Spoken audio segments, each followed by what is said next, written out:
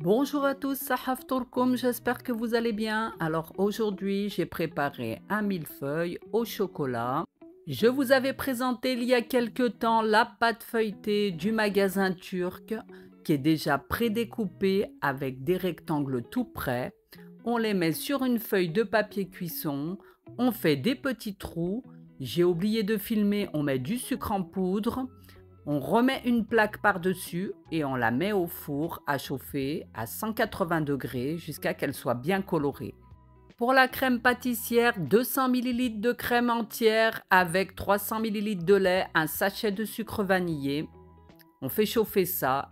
À côté, on prend un œuf entier plus 3 jaunes avec du sucre, comme vous voulez la quantité. Moi, j'en ai pas mis beaucoup parce qu'il y a déjà le chocolat qui est assez sucré. 50 g de farine.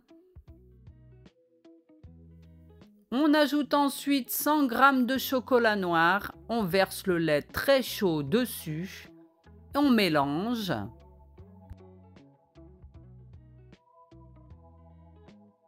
On le remet dans la casserole et on le fait chauffer à feu moyen doux.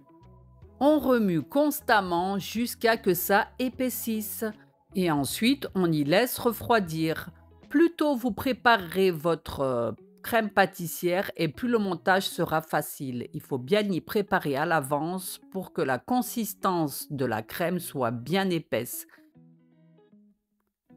Quand vos pâtes sont cuites bien dorées, on en récupère une pour faire le dessin du glaçage.